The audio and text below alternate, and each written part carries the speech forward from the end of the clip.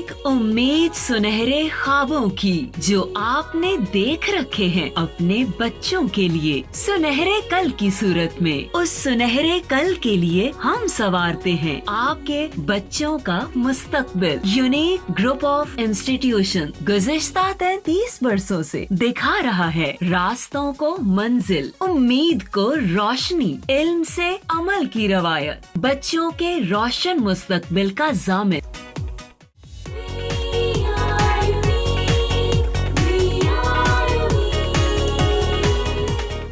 अस्सलाम वालेकुम students, I do hope you all are well and healthy at your homes. और मेरी दुआ भी यही है कि आप सब खैर खैरियत से रहें और अच्छे सेहतमंद रहें ताकि आप लोग अपनी पढ़ाई पे भरपूर तवज्जो दे सकें। ऑनलाइन लेक्चर का सिलसिला यूनिक ग्रुप ऑफ इंस्टीट्यूशन ने स्टार्ट किया है और उसी सिलसिले में आपके सामने हाजिर हूँ। मेरा नाम है मिस नाइला शब्बीर और मैं पढ़ाऊँगी आपको पाक स्टडी मुतालिया पाकिस्तान क्लास 9th के लिए। जैसे कि मैंने अपने प्रीवियस लेक्चर्स में भी आपसे बात की थी बेटा कि आपकी जो 9th क्लास की पाक स्टडी की बुक है वो काफ़ी हद तक चेंज हुई है। चेंज इन अ सेंस कि उसके कंटेंट में काफ़ी ज़्यादा तब्दीलियाँ लाई गई हैं और डेफिनेटली जो चेंजेस होते हैं वो बेटरमेंट के लिए होते हैं। हम 4 लेक्चर्स अपने जो हैं वो कर चुके हैं जिसमें हम लोगों ने अपना चैप्टर नंबर 1 स्टार्ट किया था और चैप्टर नंबर 1 जो था date was ideological basis of Pakistan, यानी पाकिस्तान की नज़रियाती असास। अनफॉर्चुनेटली इंग्लिश वर्जन की जो बुक है वो अवेलेबल मार्केट में नहीं है, वो भी प्रोसेस में है। हमारे पास उर्दू वर्जन की बुक जो है वो मौजूद है और उर्दू वर्जन के जो नोट्स हैं वो यूनिक ग्रुप ऑफ इंस्टीट्यूशन ने आप लोगों के लिए प्रिपेयर कर दिए हैं ताकि आप उसको इस्तेमाल करें, उसको पढ़ें और अपना जो लेसन है, जो भी मटेरियल है, उसको आप अच्छे तरीके से प्रेजेंट करना सीख सकें। आज हमारे पास है लेक्चर नंबर 5 और अगर आप देखें तो लेक्चर नंबर 5 में आज हम डिस्कस करेंगे टू नेशन थ्योरी, 2 कौमी नज़रिए को डिस्कस करेंगे, इसके ओरिजिन को डिस्कस करेंगे, इसके एवोल्यूशन को डिस्कस करेंगे। बिफोर डिस्कसिंग टुडेज़ लेक्चर मैं आप लोगों को ये बताना चाहूँगी कि आज मैं थोड़ा सा आप लोगों को गाइड करूँगी इंग्लिश वर्जन को भी कि आप किस तरीके से थोड़ा बहुत अपने तौर पे लर्निंग जो है वो स्टार्ट कर सकते हैं with the help of these lectures. ठीक है, तो सबसे पहले अगर मैं देखूं तो उर्दू वर्जन की बुक पेज नंबर 10 के ऊपर हमारा टॉपिक है जो कि है जी बरे सग़ीर के मुसलमानों की मजहबी, सकाफ़ती, समाजी और मुआशी महरूमी के हवाले से 2 कौमी नज़रिए की इब्तदा और इर्तिका की वजाहत। और उसमें हम डिस्कस करेंगे 2 कौमी नज़रिया, डेफिनेटली उसके इब्तदा की बात की जाएगी, उसके आगाज़ की बात की जाएगी और उसके अंदर कैसे तब्दीलियाँ आई, इन चीज़ों को भी हम डिस्कस करेंगे। ठीक है, तो सबसे पहले मैं स्टार्ट करती हूँ अपना लेक्चर। तो आप जैसे कि बोर्ड पे देख रहे हैं, बोर्ड की तरफ अगर आप देखें तो आपको नज़र आएगा कि मैंने आप लोगों के लिए बोर्ड प्रिपेयर किया है कि आप लोगों को थोड़ा सा अंडरस्टैंड आप कर सकें कि आज हम क्या पढ़ने जा रहे हैं। ठीक है, सो हमारे पास मौजू है आज का 2 कौमी नज़रिया, आगाज़ और इर्तिका। और अगर मैं इंग्लिश वर्जन की तरफ बात करती चलूँ तो हम इसे कहते हैं to nation theory. To nation theory means 2 कौमी नज़रिया और उसके अंदर हम डिस्कस करेंगे किस पर्सपेक्टिव को, हम उसके ओरिजिन को यानी उसका स्टार्ट, उसकी बिगनिंग को डिस्कस करेंगे। Then we will discuss about evolution of this to nation theory.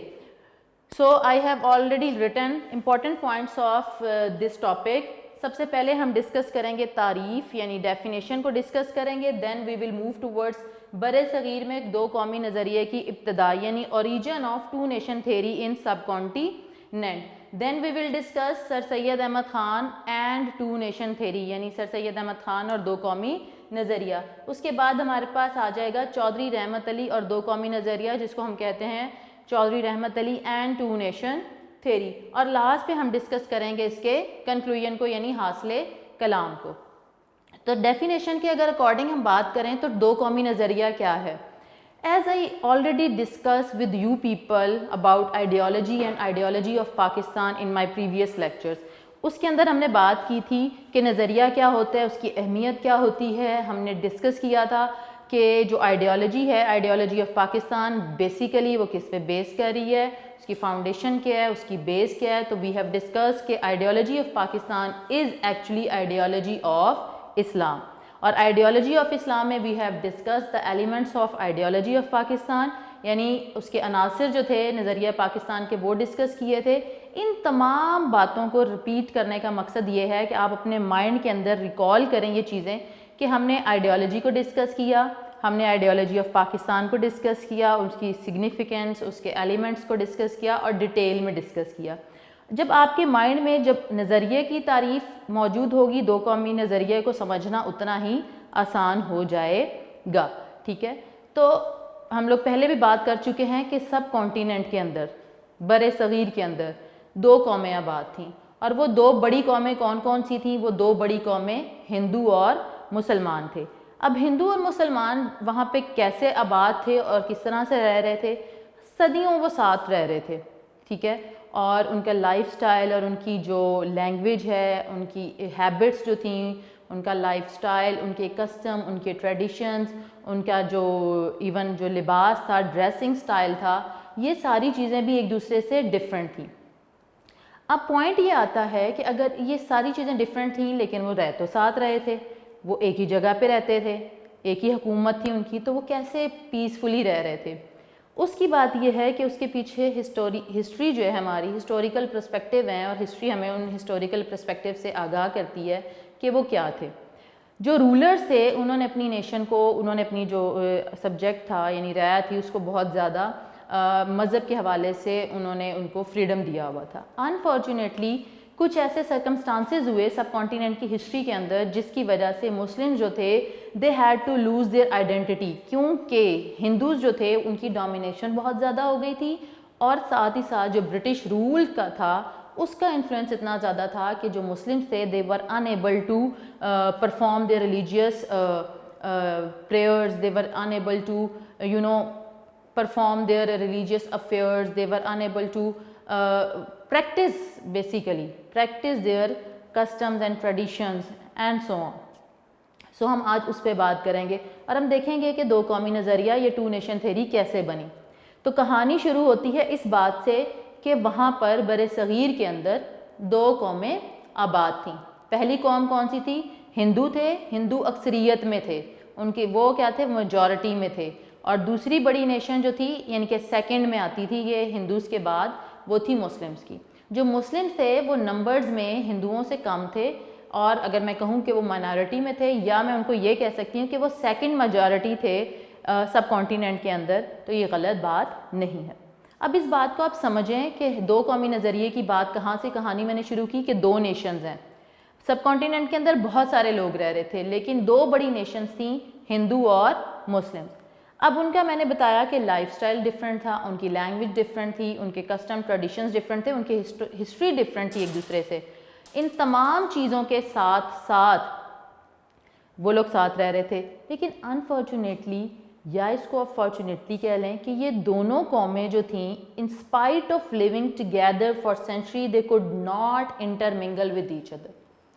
اب انٹرمنگل یعنی گھل مل نہیں سکے. وہ جب وہ گھل مل نہیں سکے تو اٹ مینس ہمیں یہاں سے یہ لیسن ملتا ہے, یہاں سے یہ رزلٹ ملتا ہے کہ بوتھ ور کوائٹ ڈفرینٹ.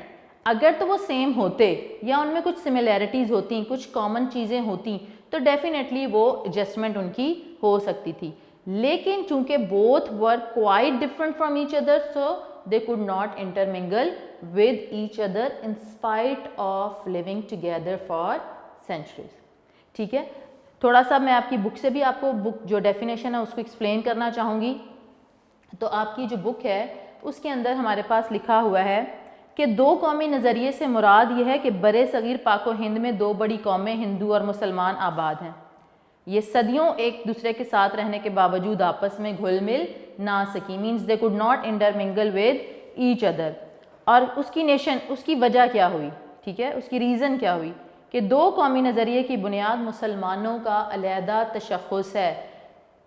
یہ کہانی کہاں سے شروع ہوئی کہ دو قومیں آباد ہیں, ان کی جو چیزیں ہیں, ان کے جو لائف سٹائل ہے ڈیفرنٹ ہے.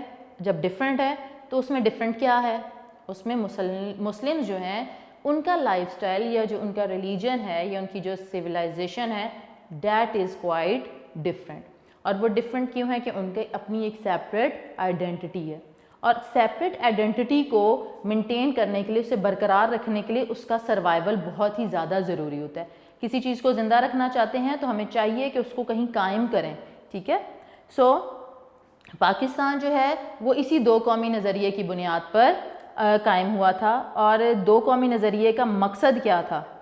یعنی ٹو نیشن تھیری کا جو پرپس تھا، نصب العین تھا، ایم تھا، وہ کیا تھا؟ وہ تھا کہ اسلام کے دو قومی تصور کی بنیاد پر ہندوستان میں مسلمانوں کی ایک ایسی آزاد ریاست قائم کی جائے جس میں رہتے ہوئے وہ اپنے انفرادی اور اجتماعی زندگی اسلامی اصولوں کے کے مطابق گزار سکیں. ٹھیک ہے، تو اگر میں یہ کہوں کہ جو پرپس تھا، the aim of two nation theory was to create such a state for Muslim where they could be able to spend their lives, چاہے وہ انڈیویجول ہوں، ویدر انڈیویجول لائف اور collective life, according to the teachings of Islam, Quran اور سنہ. ٹھیک ہے، سو یہ کیا تھا؟ یہ پرپس تھا ٹو نیشن تھیری کا. میں ریپیٹ کر دیتی ہوں. The purpose of two nation theory was to create, to establish such a state for the Muslim where they could be able to spend their individual and collective lives according to the teachings of Islam. Clear؟ تو یہ بات تھی. تو یہاں تک اگر ہم دیکھیں تو ہم نے ٹو نیشن تھیری کی جو ڈیفینیشن ہے اس کو ہم نے انڈرسٹینڈ کر لیا. اب بات ہوتی ہے کہ آغاز کہاں سے ہوا، یہ دو قومی نظریہ کہاں سے آیا، اس کی شروعات کہاں سے ہوئی. اس چیز کو سمجھنے کے لیے ہم جائیں گے، ہمارا جو نیکسٹ پوائنٹ ہے وہ ہے جی بر صغیر میں دو قومی نظریے کی ابتدا، origin of two nation theory in sub continent. جیسے آپ کو میں ایک ایگزامپل دیتی ہوں اس پوائنٹ کو سمجھنے کے لیے کہ آپ زمین کے اندر اس سے پہلے نرم کرتے ہیں، تیار کرتے ہیں اور کوئی سیڈ ڈالتے ہیں اور اس کے بعد اس کی روٹس بنتی ہیں اور پھر آہستہ آہستہ وہ ایک پودے کی، ننھے پودے کی شکل لیتا ہے، اس کے بعد وہ ایک بڑا درخت جو ہے وہ بن جاتا ہے. یعنی کہ with the time, passage of time, اس کے اندر اس کی گروتھ جو ہے اس پلانٹ کی ہوتی رہتی ہے اور اس کے بعد وہ ایک درخت بن جاتا ہے. تو میں آج یہیں سے اسی ایگزامپل کو کوٹ کروں گی فار میکنگ یو انڈرسٹینڈ کہ what two nation theory is اور اس کا اوریجن کیسے ہوا. اسی طرح کسی نے ایک چھوٹا سا ننھا سا بیج ڈالا، اس کے بعد وہ پودا بننا شروع ہوا اور ایک فل فلیج کہہ سکتے ہیں آپ، ایک ہمارے پاس پکچر آ گئی، کلیئر پکچر آ گئی اس ٹری کی، اس درخت کی، جو کہ کانسیپٹ تھا ٹو نیشن تھیری کا. اور اسی کانسیپٹ کی وجہ سے مسلمز جو تھے سب کانٹیننٹ کے، with the help of, with the guidance of their sincere leaders, they were able to get separate homeland for themselves. Clear؟ تو ہم یہاں سے آگے چلتے ہیں کہ یہ ابتدا جو ہے وہ کہاں سے ہوئی. As I told you in my previous lecture کہ بر صغیر کے اندر جو پاکستان کی بنیاد تھی نا وہ تبھی پڑ گئی تھی جب وہاں پہلا انسان جو تھا وہ مسلمان ہوا. اگر میں اب اس بات کو اس پرسپیکٹیو میں دیکھوں تو ہسٹورین یہ لکھتے ہیں کہ محمد بن قاسم، آپ نے سپہ سالار کا، اس سولجر کا، اس سپاہی کا نام سنا ہوگا. یہ بہت بڑا نام ہے ہسٹری کے اندر محمد بن قاسم کا. ٹھیک ہے، he was only 17 years old. ٹھیک ہے، when he came to Sindh اور when he came to sub continent. اور وہ آیا تھا، محمد بن قاسم آیا تھا 712 میں. ایئر دیکھیے گا 712 میں. جب وہ 712 کے اندر سندھ میں آیا، اس نے سندھ کو فتح کیا اور یہاں پر اس کے اچھے سلوک کی وجہ سے اسلام پھیلنا شروع ہوا. تو ہسٹورین لکھتے ہیں کہ پاکستان کی یا مسلمانوں کے لیے علیحدہ وطن کی بنیاد تو اسی دن پڑ گئی تھی جس دن محمد بن قاسم نے پہلا قدم جو تھا وہ بر صغیر کی سرزمین پہ رکھا تھا. تو اگر ہم اس بورڈ کی طرف دیکھیں تو میں نے آپ لوگوں کی آسانی کے لیے اس کانٹینٹ کو تھوڑا سا سمجھانے کی کوشش کی ہے. ہم دیکھتے ہیں کہ ایڈوینٹ آف محمد بن قاسم کیا ہے؟ 712. اب وہ جب آیا تو ظاہر ہے وہ اکیلا تو نہیں آیا تھا، اس کی فوج تھی، اس کے ساتھ لوگ تھے. جب وہ لوگ آئے تو دے اسٹارٹیڈ پریچنگ آف اسلام. انہوں نے اسلام کو پریچ کرنا شروع کیا، اس کی تبلیغ کرنا شروع کی، پرموشن آف اسلام. کیونکہ دیور مسلم اور جو محمد بن قاسم تھا اس کا تعلق عرب سے تھا. ہی واز این عرب مین. تو اس کا تعلق عرب سے تھا. جب وہ آیا تو اپنے ساتھ وہ اسلام جو ظاہر ہے اس کا مذہب تھا اس کو لے کے آیا. بہت سارے لوگ آئے اور جب وہ لوگ یہاں آ کے ملے تو انہوں نے اسلام کی تبلیغ کرنا بھی شروع کر دی. جب تبلیغ شروع کی تو کیسے؟ وہ آہستہ آہستہ جو قریب کے علاقے تھے، کیونکہ سندھ میں آیا تھا تو آہستہ آہستہ سندھ کے جو مختلف علاقے تھے وہاں پر آ کر وہ سیٹل ہونا شروع ہو گئے. سو سندھ اور ملتان میں آ کے آباد ہوئے. اب جب یہ آباد ہونا شروع ہوئے تو کس چیز نے یہاں کے جو لوکل پیپل تھے they were attracted towards their justice, their kind nature and the equity. یہ وہ کچھ گراؤنڈس تھیں, یہ کچھ بیسز تھیں, یہ کچھ بنیادی باتیں تھیں جن سے مقامی لوگ متاثر ہوئے اور انہوں نے آہستہ آہستہ اسلام قبول کرنا شروع کر دیا. اب ایک تو ان کا اچھا سلوک تھا, ٹھیک ہے, دوسری طرف کیا تھا, یہ اسلام کو پھیلا بھی رہے تھے, اس کی تبلیغ بھی کر رہے تھے. تو ان کی نیکی کی وجہ سے ان لوگوں کی یہاں بر صغیر کے اندر اسلام جو ہے وہ پھیلنا شروع ہو گیا.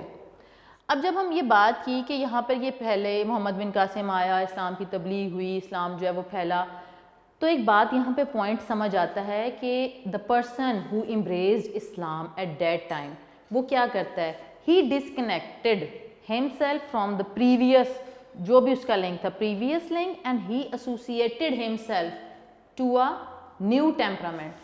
What type of temperament? Why it is new? Because of few qualities which I told you about: justice, kind nature and equity. یہ وہ باتیں تھیں جنہوں نے مقامی لوگوں کو متاثر کیا.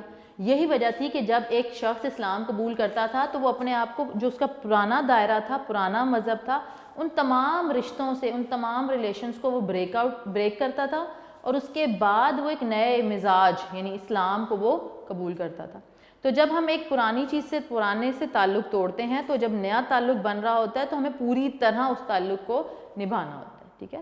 تو جن لوگوں نے اسلام قبول کیا وہ کیا ہوا, ان کے اندر ایک منفرد مزاج پیدا ہوا. وہ منفرد مزاج کس کی وجہ سے تھا؟ اسلام کی وجہ سے تھا, اسلام کی تعلیمات کی وجہ سے تھا, ٹھیک ہے.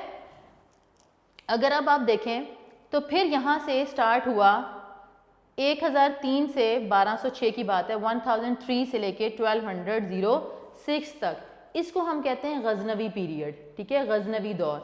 اچھا, اب یہ دور کیا ہے کہ جو سب کانٹیننٹ ہیں اس کے اندر محمد بن قاسم کے بعد بہت سارے رولرز آئے, ٹھیک ہے, جنہوں نے یہاں پر رول کیا. اور میں نے آپ لوگوں کو پہلے بھی بتایا ہے اپنے لیکچرز کے اندر کہ بیٹا مسلمانوں نے صدیوں, کئی سو سال جو ہے وہ یہاں پہ بر صغیر میں حکومت جو تھی وہ کی تھی.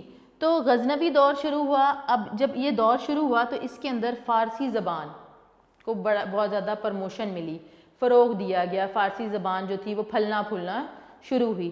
جب فارسی زبان جو تھی وہ ایسوسیٹڈ تھی مسلم کے ساتھ, ٹھیک ہے, کیونکہ ایران, افغانستان, یہ والے جو ملک ہیں اور بیشتر عرب ممالک, وہاں پہ بھی فارسی زبان جو تھی وہ بولی جاتی تھی. تو اس فارسی زبان کی وجہ سے یہاں کی جو سوسائٹیز تھیں, معاشرہ تھا, اس کے اوپر گہرے اثرات مرتب ہوئے, یعنی کہ فارسی کا انفلوئنس ہوا. اب انفلوئنس کیسے ہوتا ہے زبان کا؟ کیونکہ اس زبان کے اندر, وہ زبان ایک تو وہاں پہ اس علاقے میں بولی جانے لگی. جب بولی جاتی ہے تو اس زبان میں وہاں ادب لکھا جاتا ہے. ادب ان سینس کہ کہانیاں لکھی جاتی ہیں, میگزینز جو ہوتے ہیں, کہانیوں سے مراد ہے کہ کوئی نہ کوئی شاعری جو ہے اس زبان میں لکھی جاتی ہے, کوئی افسانہ اس زبان میں آ جاتا ہے, اس زبان میں کتابیں چھپتی ہیں. تو وہ ساری چیزیں جو ہیں وہ لوگ جو ہیں اس کو سیکھتے ہیں, پڑھتے ہیں, سمجھتے ہیں. تو جو زبان ہے وہ اس طریقے سے انفلوئنشل ہوتی ہے کسی بھی پرسن پہ یا کسی بھی سوسائٹی پہ, ٹھیک ہے. اگر میں آپ کی بک پہ یہاں سے تھوڑا سا ساتھ ساتھ پڑھتی جاؤں, اردو ورژن آپ کی بک ہے, پیج نمبر 11, تو بر صغیر میں دو قومی نظریے کی ابتدا مسلمانوں کی آمد اور محمد بن قاسم کی سندھ کی فتح سے ہوئی, ٹھیک ہے. 712 میں عرب نوجوان سپہ سالار محمد بن قاسم نے سندھ کے راجہ دہر کو شکست دی. ابھی میں نے آپ کو بتایا کہ ایڈوینٹ آف محمد بن قاسم کیوں تھا. محمد بن قاسم بیسیکلی یہاں پہ آیا تھا اپنا ایک ٹارگٹ اچیو کرنے, اور ٹارگٹ کیا تھا کہ یہاں کے جو ایک ظالم بادشاہ تھا, ظالم راجہ تھا, اس سے جو غریب لوگ تھے, مظلوم لوگ تھے, ان کو نجات دلانی تھی. تو اس نے یہاں کے راجہ دہر کو شکست دی اور پھر اس نے یہاں پہ آ کے اپنی حکومت جو ہے وہ قائم کی تھی. اب وہ کیا ہے, محمد بن قاسم اپنے ساتھ عرب تبلیغ اسلام, کچھ عرب لوگ لے کے آئے جو کہ اسلام کو پھیلایا جنہوں نے, اور وہ مستقل طور پہ permanently they were settled in Sindh and Multan, ٹھیک ہے. اب محمد بن قاسم کے حسن سلوک, رواداری اور انصاف نے مقامی لوگوں کو اس قدر متاثر کیا کہ وہ اسے دیوتا سمجھنے لگے. مینس ان کے لیے محمد بن قاسم واز اے ہیرو, ایسا ہیرو جو ان کے لیے مسیحا تھا، جس نے ان کو نجات دلائی تھی ظلم و ستم سے، جس نے ان کو انصاف مہیا کیا، جس نے انہیں مساوات دی، جس نے انہیں یہ احساس دلایا کہ وہ بھی انسان ہے اور برابر ہے حق ان کا چیزوں پہ، ٹھیک ہے. تو تبلیغ کرنے والے جو لوگ تھے انہوں نے اسلام کی جو سچی راہ تھی، توحید کا راستہ، لا الہ الا اللہ کا راستہ، وہ لوگوں کو دکھایا اور وہ لوگ جو ہیں وہ دائرہ اسلام میں داخل ہو گئے. پھر میں نے جیسے آپ کو ابھی بتایا کہ غزنوی دور شروع ہوتا ہے، تو اس دور میں جو پاکستانی علاقے ہیں یعنی کہ موجودہ پاکستانی علاقے، یہاں پر فارسی زبان جو ہے وہ پرموٹ ہونا شروع ہوئی اور اسلامی تہذیب. فارسی زبان جیسے میں نے بتایا نا کہ فارسی زبان صرف ایک زبان نہیں ہوتی جو بولی جاتی ہے، اس کے اندر بہت زیادہ تہذیب چھپی ہوتی ہے. کیسے چھپی ہوتی ہے؟ ادب کی صورت میں، ٹھیک ہے. جب لوگ یہاں آئے، انہوں نے فارسی زبان کو پھیلایا، ٹھیک ہے، اس کو پرموٹ کیا، تو ڈیفینیٹلی لینگویج کی پرموشن ہوتی ہے with the help of literature, ادب. اس میں کوئی افسانے لکھے جاتے ہیں، کہانیاں لکھی جاتی ہیں، کتابیں بنتی ہیں، ٹھیک ہے. تو اس فارسی زبان نے بہت زیادہ انفلوئنس جو ہے وہ ڈالا کس چیز کا؟ اسلامی تہذیب کا. یعنی کہ یہاں کے لوگ تھے وہ فارسی زبان کی وجہ سے جو اسلامک سویلائزیشن تھی، ہسٹری تھی، اس سے وہ فیملیئر ہونا شروع ہوئے. اس کے بعد آ جاتا ہے ہمارے پاس 1206 کے اندر قطب الدین ایبک. آپ لوگوں نے نام سنا بھی ہوگا ہسٹری میں، کلاس 8 میں آپ لوگ پڑھ کے بھی آئے ہیں کہ قطب الدین ایبک جو تھا he was sultan of Delhi اور he was also founder of Delhi سلطنت. سلطنت دہلی کی بنیاد رکھنے والا کون تھا؟ قطب الدین ایبک. اور اس نے 1206 کے اندر یہ جو فاؤنڈیشن ہے یہ کی تھی. اچھا، اب اگر غور کریں آپ تو 1206 سے 1526 تک ایک ٹائم پیریڈ رہا، اور اس ٹائم پیریڈ کو ڈفرینٹ ڈینیسٹیز میں، یعنی کہ ہم ڈفرینٹ ٹائم پیریڈ کو ہم ڈیوائڈ کر لیتے ہیں کہ کون کون رولرز آئے. اس میں مملوک تھے، خلجی تھے، تغلق تھے، سعادات تھے، لودھی تھے. یہ وہ رولرز تھے، یعنی کہ ان کی نسلیں تھیں جو میں ڈینسٹیز کی بات کر رہی ہوں. یعنی کہ نسل در نسل جو حکومت چلی، ان رولرز نے کام کیا یہاں پہ. اور جب بھی کوئی نیا رولر آتا ہے وہ اپنے کسٹمز، اپنی جو پالیسیز ہیں، پرنسپلز ہیں، ان کو پرموٹ کرتا ہے. وہ ایسی پالیسیز بناتا ہے جو یا تو لوگوں کے فائدے کے لیے ہوتی ہیں یا ان کو نقصان پہنچاتی ہیں. تو انہوں نے سب کانٹیننٹ کے اندر بہت ہی زیادہ کام کیا اپنے اپنے دور میں. اس کے بعد ہمارے پاس 1526 آ جاتا ہے اور ہمارے پاس بادشاہ آتے ہیں ظہیر الدین بابر. اب ظہیر الدین بابر جب آئے تو انہوں نے جو فاؤنڈیشن بنائی یا بنیاد رکھی، he was the founder of Mughal empire. جو سلطنت مغلیہ ہے یا مغلیہ سلطنت جسے کہتے ہیں، اس کے بانی وہ تھے کیونکہ انہوں نے اس کی بنیاد رکھی تھی 1526 کے اندر. اب مغل دور جو تھا اس کے اندر پھر ہمارے پاس مختلف بادشاہ ہے، جس میں بابر تھے، ہمایوں، اکبر، جہانگیر، شاہ جہاں اور اورنگزیب. یہ وہ مشہور حکمران گزرے ہیں جنہوں نے برصغیر کے اندر کافی ٹائم حکومت بھی کی، اور انہوں نے بہت سارے ایسے اچھے کام کیے یا ایسی پالیسیز بنائی تھیں کہ جو کہ لانگ لاسٹنگ امپیکٹفل رہیں، ٹھیک ہے. اور لاسٹ جو کنگ تھا یا بادشاہ تھا مغل امپائر کا، ہی واز بہادر شاہ ظفر، جس کو who was arrested by British government, اور اس کو برٹش گورنمنٹ نے اریسٹ کر لیا تھا، گرفتار کر لیا تھا. اور وہ آخری مغل بادشاہ تھا جس کو گرفتار کر لیا گیا. اور اس کو کیوں گرفتار کیا گیا تھا؟ کیونکہ 1857 میں مسلمانوں کے ساتھ انگریزوں کی جنگ ہوئی تھی. اسے جنگ آزادی کہا جاتا ہے، وار آف انڈیپینڈنس. اس میں مغل بادشاہ بہادر شاہ ظفر جو ہے وہ ون نہیں کر سکا، شکست کھا گیا اور انگریزوں نے اس کو گرفتار کر لیا. اور گرفتار کیا تو اسے رنگون، میانمار، یہ ایک جگہ کا نام ہے، وہاں پہ اس کو قید کر دیا گیا اور وہ اسی قید کے اندر انتقال کر گئے اور وہ وہیں پر دفن ہے. آپ نے اگر اردو کی غزلیں آپ کی ٹیچر آپ کو پڑھاتی ہیں تو اس میں آپ نے سنا بھی ہوگا کہ بہادر شاہ ظفر جو تھا he was not only the king, بادشاہ نہیں تھا بلکہ اس کو ادب سے بھی خاصا لگاؤ تھا اور وہ شاعری بھی کرتا تھا. تو اپنی قید کے دوران اس نے بڑے اچھے جو شعر تھے وہ تخلیق کیے تھے. اس وقت مجھے ایک شعر ان کا بہادر شاہ ظفر کا یاد آ رہا ہے کہ کتنا بد نصیب ہے ظفر دفن کے لیے، دو گز زمیں بھی نہ ملی کوئے یار میں. کتنا بد نصیب ہے ظفر دفن کے لیے، 2 گز زمیں بھی نہ ملی کوئے یار میں. یہ کیوں اس نے لکھا تھا؟ اسی وجہ سے کہ میں اتنا بڑا بادشاہ گزرا تھا لیکن انفارچونیٹلی میں اتنا بدقسمت ہوں کہ مجھے اپنے وطن میں دفن کرنے کے لیے بھی جگہ نہیں ملی, میں کسی اور ملک میں مجھے قید کیا گیا اور وہیں پر میں میرا جو ہے انتقال ہوا.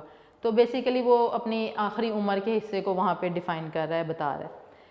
اچھا, اب ہمارے پاس اگلا پوائنٹ ہے سر سید احمد خان اور دو قومی نظریہ. یہاں تک آپ کو بات سمجھ آ گئی کہ یہ جو سارا میں نے آپ کو ہسٹوریکل پرسپیکٹیو بتایا ہے, محمد بن قاسم کا آنا, اسلام کی تبلیغ, لوگوں کا اسلام کو پھیلانا, لوگوں کا اسلام کو قبول کر لینا, فارسی زبان کی پروموشن, پھر مغل حکمران آئے, مسلمان تھے, انہوں نے بہت سارا کام کیا. ان تمام باتوں سے یہ ہمیں پتہ چلتا ہے کہ دو قومی نظریہ یعنی مسلمانوں کا علیحدہ تشخص, separate identity, unique identity of Muslims جو تھی, اس کی بنیاد تو یہ پڑھنا شروع ہو چکی تھی. ٹھیک ہے, یہ تو وہ تمام باتیں تھیں جو کہ ہمیں کس طرف لے کے جا رہی تھی, ہماری رہنمائی کر رہی تھیں دو قومی نظریے کی طرف. سر سید احمد خان اور ٹو نیشن تھیری. اب سر سید احمد خان کون تھے؟ He was the person who use two nation theory, جو ٹرم ہے term of two nation theory for the first time due to Urdu Hindi controversy 1867 in Banaras.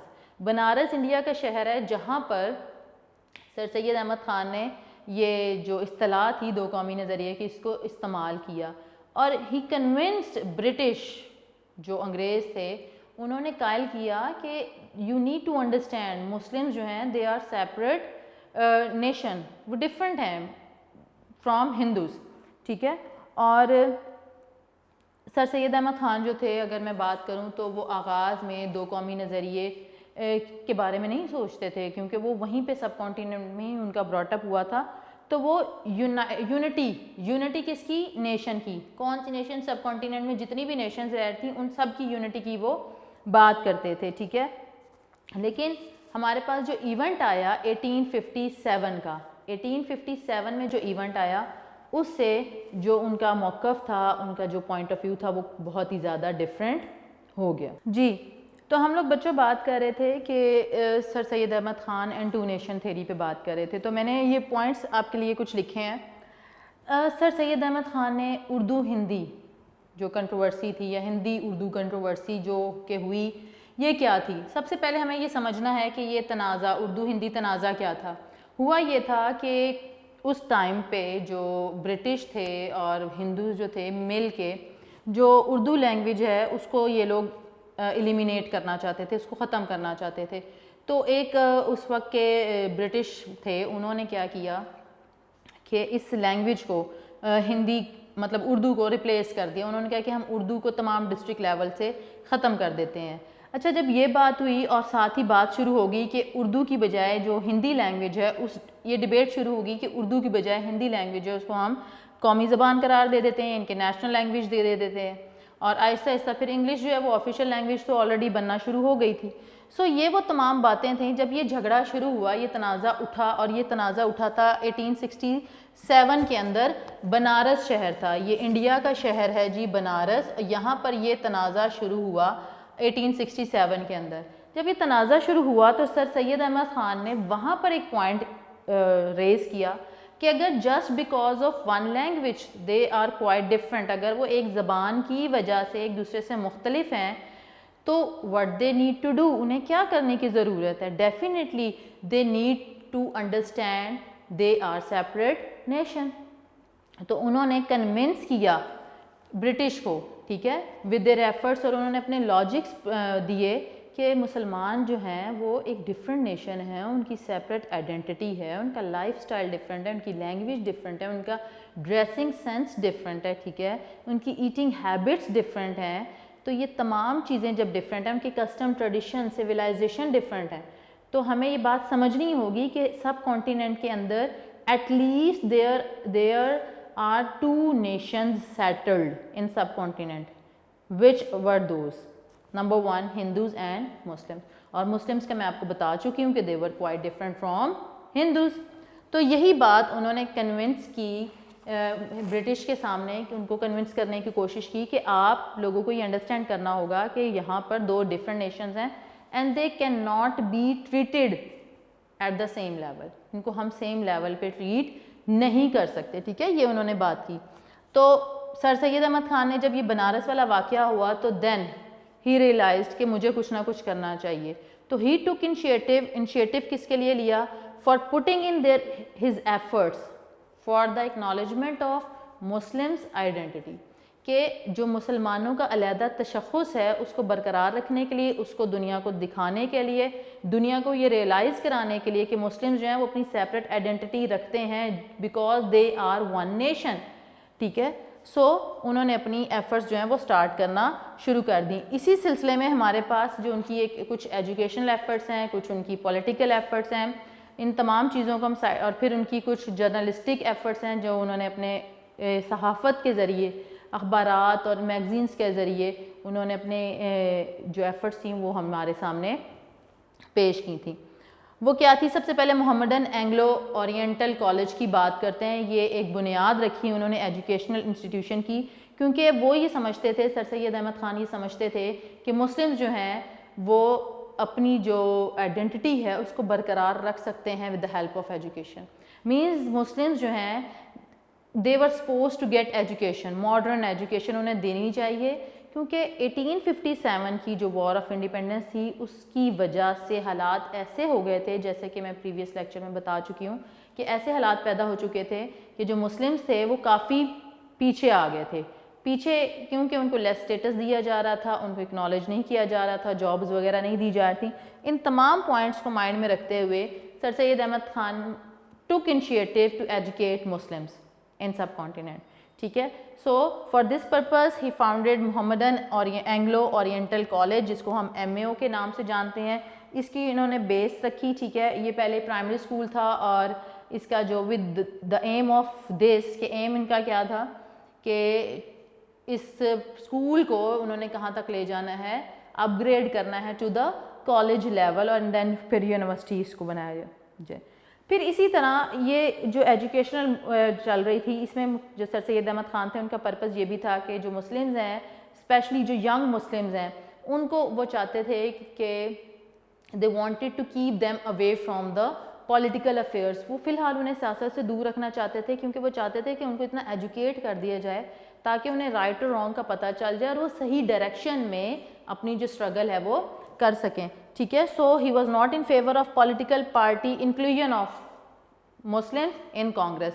Basically he was not in favor of Muslims people or Muslims in the Congress. وہ نہیں چاہتے تھے کہ کانگریس جو سیاسی جماعت اس وقت تھی، ایک بہت بڑی جماعت تھی، اس کے اندر مسلمانوں کو ہم شامل کریں، کیونکہ کانگریس کا جو ویژن تھا وہ اور تھا اور مسلم جو تھے وہ اپنی آئیڈینٹی کو برقرار رکھنا چاہتے تھے. تو ان تمام باتوں کو مائنڈ میں رکھتے ہوئے سر سید احمد خان جو تھے، he was not in favour of inclusion of Muslim in sub continent in political party of Congress. ٹھیک ہے، سو انہوں نے کیا کیا؟ He provided a plate form in form of Mohammedan Anglo Oriental college, جہاں پہ مسلم جو تھے انہوں نے وہاں پہ اب سیکھا، اور سیکھنے کے بعد انہوں نے اپنی سیاسی جو سفر تھا اس کا آغاز کیا. اب یہاں پہ آپ کو بتاتی چلوں کہ سر سید احمد خان کہاں پیدا ہوئے تھے. تو 1817 میں پیدا ہوئے تھے سر سید احمد خان، اور وفات پائی تھی انہوں نے 1898 کے اندر. ٹھیک ہے بیٹا، یہ آپ کی بک میں یہاں پہ مینشن ہے، یہ میں یہیں سے آپ کو بتا رہی ہوں. ٹھیک ہے، اور اگر یہ بلاک میں لکھا ہوا ہے it means this is very important and you have to learn. ٹھیک ہے، یہ آپ نے یاد کرنا ہے.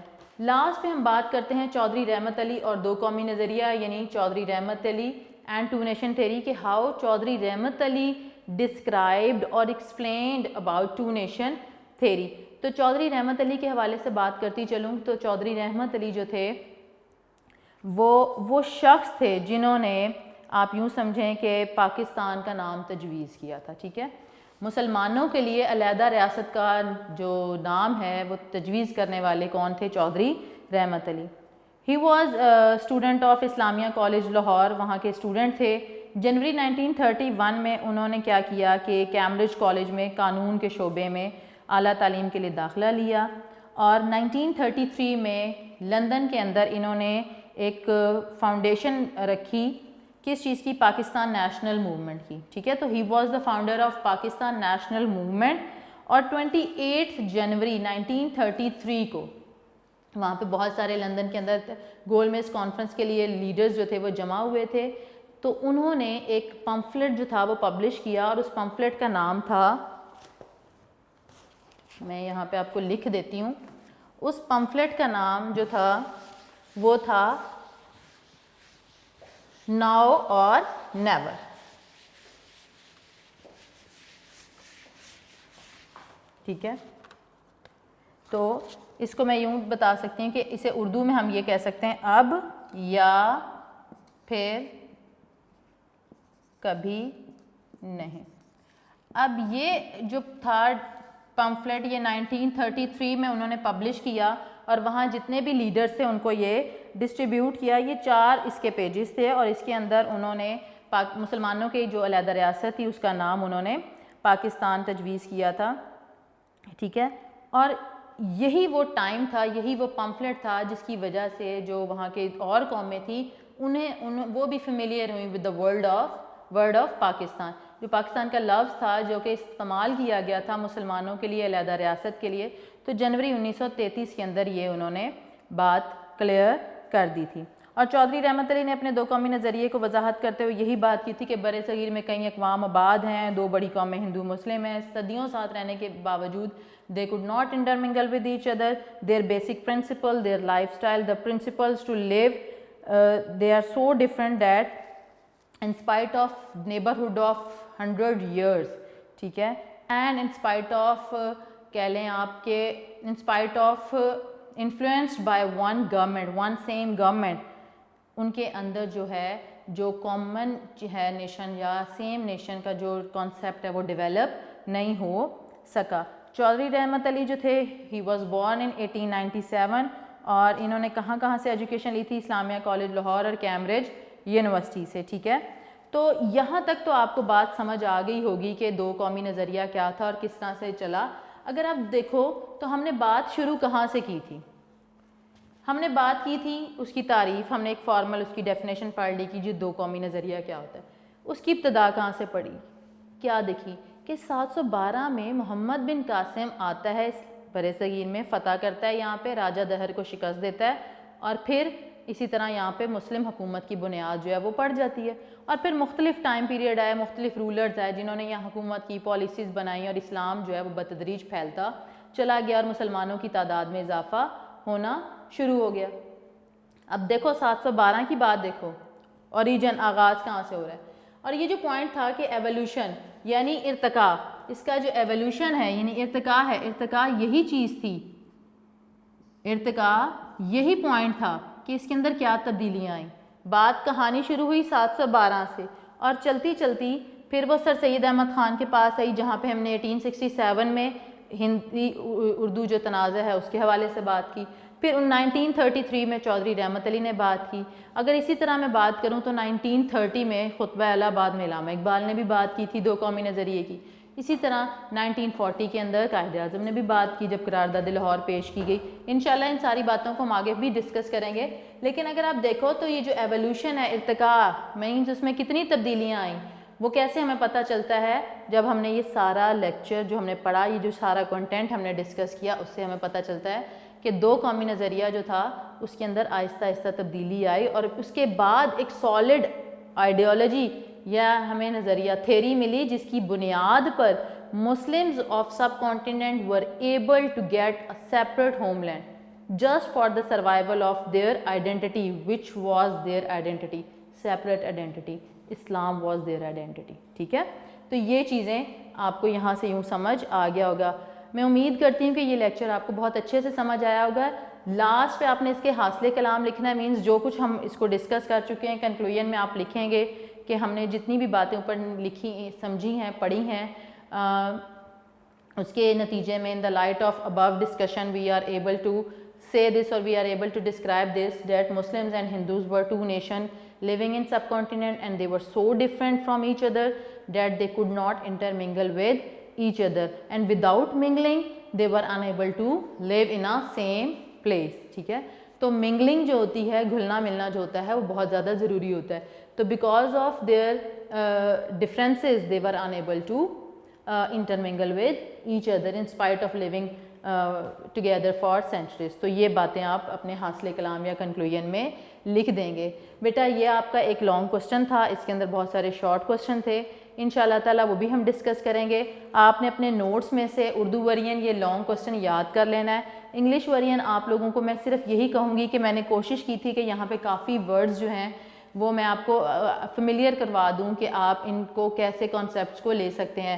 Try to write this concept in your own words so that you may be able to learn the actual concept. ٹھیک ہے, تو میں امید کرتی ہوں کہ آپ کو لیکچر سمجھ آ گیا ہوگا. اگر اس میں کوئی پرابلم ہے آپ مجھے کمنٹ کر کے اپنا کوسچن پوچھ سکتے ہیں, کوئی ایشو ہے تو اس کو آپ ڈسکس کر سکتے ہیں مجھے کال کر کے.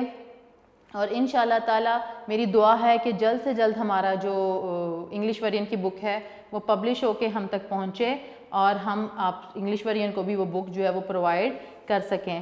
اور آخر میں آپ سب سے بیٹا یہی دعا کہ اللہ تعالیٰ آپ سب کو اپنے حفظ و امان میں رکھے, اپنے گھروں میں رہیں, محفوظ رہیں. لیکن گھروں میں صرف رہنا نہیں ہے, آپ نے اپنی عادتیں جو ہیں ان کو بھی بہتر کرنا ہے. ٹھیک ہے, اور بہتر کیسے کرنا ہے؟ اپنی نماز پڑھیں, اچھا کھائیں, ہیلدی کھائیں. ٹھیک ہے, شرارتیں ضرور کریں لیکن اس کے ساتھ ساتھ اپنی لرننگ جو ہے پراپر لیں, اپنی آن لائن کلاسز لیں, اٹینڈنس مارک کریں. ٹیسٹ ہو رہے ہیں آپ کے, ان ٹیسٹوں کو دیکھیں. ٹھیک ہے, ان کو توجہ دیں, جو بھی آپ کے ٹیسٹ ہوتے ہیں ان کو فوکس کریں. ٹھیک ہے, تاکہ آپ کی لرننگ اچھی ہو سکے. اور انشاءاللہ تعالیٰ ہم جب ملیں گے اپنی فزیکل کلاسز میں تو انشاءاللہ تعالیٰ ہم دوبارہ سے بہت اچھے طریقے سے مزید پڑھ سکیں گے. ٹھیک ہے, میری دعا ہے اللہ آپ سب کو اپنے حفظ و امان میں رکھے. انشاءاللہ تعالیٰ نیکسٹ لیکچر میں آپ سے ملاقات ہوگی. اپنا بہت سارا خیال رکھیے گا اور آپ سب بچوں کے لیے میری طرف سے بہت بہت ساری دعائیں. اللہ حافظ.